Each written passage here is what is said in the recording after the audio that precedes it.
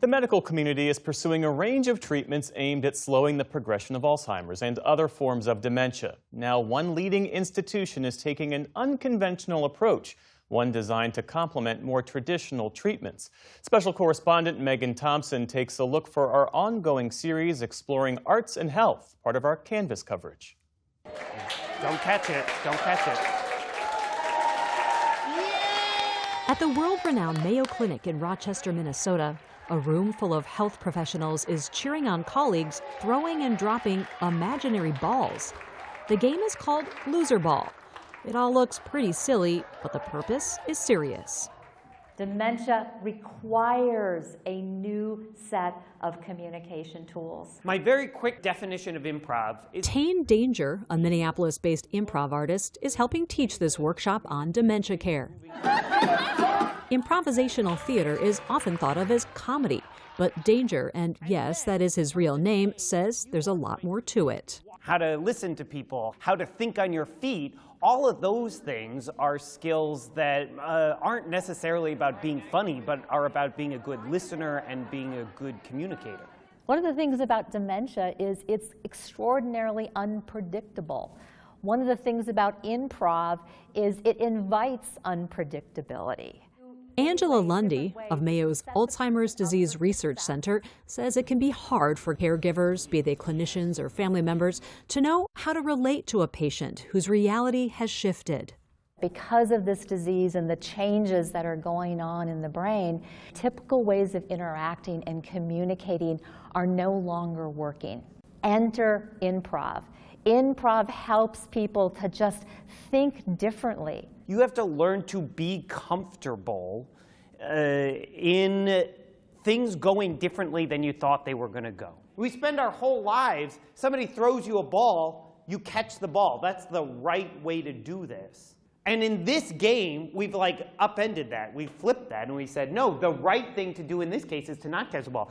And that's weird. The theater of public policy Danger is known for using improv to take on complicated social, political, and even personal issues like voting. What would your ideal end of life be? And end-of-life conversations. He recently hosted a talk over beers between the mayor of Minneapolis and an adversary on the city council. Yes. Yes? Yes. Great! Here in Rochester, he is Mayo's first artist in residence through its Dolores Jean Lavin's Center for Humanities in Medicine. Since the 1980s, the center's mission has been to integrate the arts and humanities into patient care.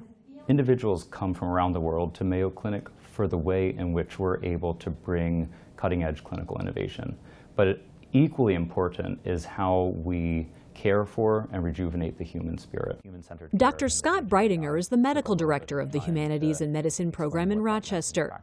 He's also an accomplished artist himself and says his drawing and painting go hand in hand with his practice of psychology. They are both, after all, about interpreting and making meaning of the human experience. We put tremendous work into curating the physical environment of Mayo Clinic. Art is everywhere, made by ancient artisans, Mayo's staff, and famous artists like Dale Chihuly and Auguste Rodin. The works of art are selected to create joy, create hope, create serenity and support. Hi, so good to see you. Patients like heart transplant recipient Megan Sly get to make art too, through Mayo's Arts at the Bedside program. It just brings me joy and a bright spot to my day, especially before the transplant, the unknown. Music also plays an important role. Mayo is the only medical center in North America with a carillon that chimes a recital every weekday. When the night has come. And there are regular live concerts open to the public. Take me to the river. Today's performer is Lasagna Natividad, a Mayo nurse practitioner. Music is sometimes the best medicine. It's therapeutic. It's a good mental break from the stress of work.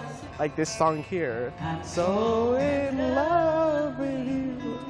It's a good feeling to have this, truly. In a moment of darkness, arts and humanities can provide a light.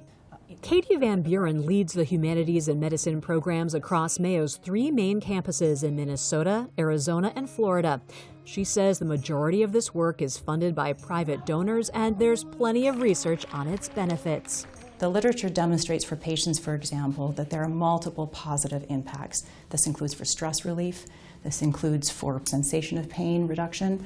It includes emotional support, connection to others. It was fun. Connection and communication. That's what Tane Danger and Angela Lundy are working on back at the Improv workshop. If I don't teach you this, then I lose my improv license. Explaining how a core tenet of improv, the phrase yes and, could be used with a patient. The first 2 words each of you will say are yes and. Yes, and. In a healthcare setting with somebody who has dementia, they may say, let me out of here, I don't know you. And so the healthcare professional, I think, naturally might say, no, you can't leave. So essentially there's an argument that's pursuing there. So yes and in this situation may sound something like, yes, Mr. Richards, I can tell that you're really upset about being here. And know that I am going to do the best that I can to get you out of here as soon as possible. The kind of biggest takeaway is that we can still find some point of common reality with our patients, and validating kind of their feelings and their reality while also adding to that. You're building on each other's ideas in a very positive way. The relationships and connections that people have in a healthcare space are obviously some of the most important, meaningful in somebody's entire life.